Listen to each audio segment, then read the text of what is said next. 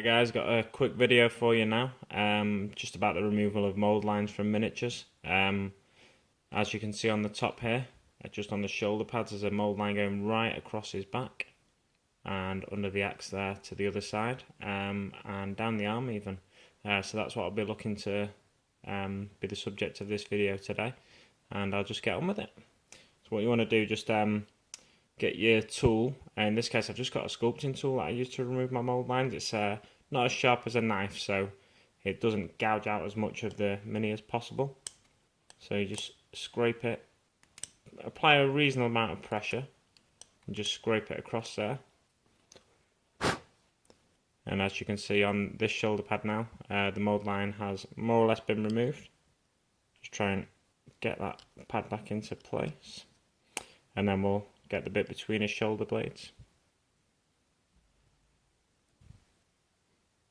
Got a bit of a temporary setup here. I'm at my parents' house. I'm having tea here tonight, so I thought I'd get something done while I'm waiting for that. So then again, on his shirt, the mould line has been, if not completely removed, it's definitely been reduced, so it's not going to show up as much when you're painting the mini. It looks pretty good, that, to me. And then the other shoulder plate.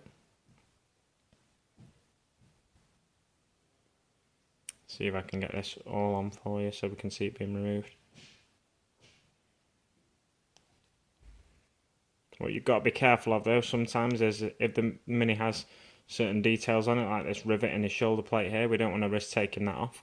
So I'll try and go the other way with this one. Although I'll have a little less control, because I normally would use my thumb for control. So I'm just going to have to try and go that way without taking that rivet off.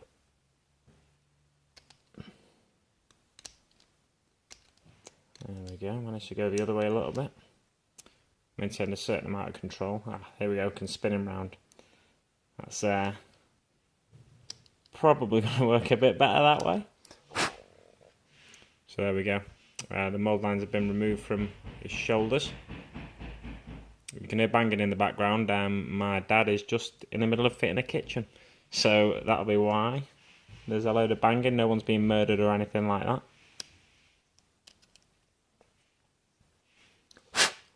It's a little more difficult when you get to places like the muscles, simply because you don't want to leave any flat spots.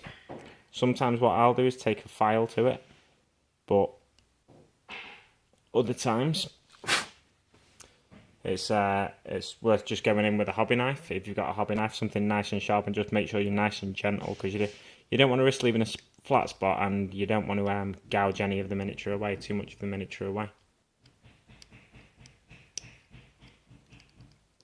So let's have a look there. That's not looking too bad now.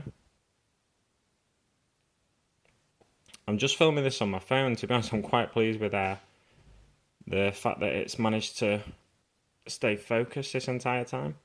On the weapon here, we've got another mould line there, so I'll just quickly scrape that, and we'll have that as the last one for this video, guys.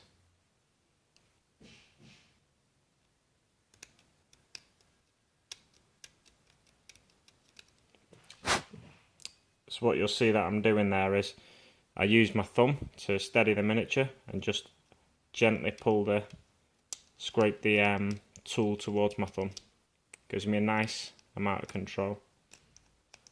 And this is really beginner's stuff, but it's something people need to learn. Like when I started painting miniatures years ago, I never took any of the mould lines off. And that's that, guys. Thanks very much. Hope that was helpful.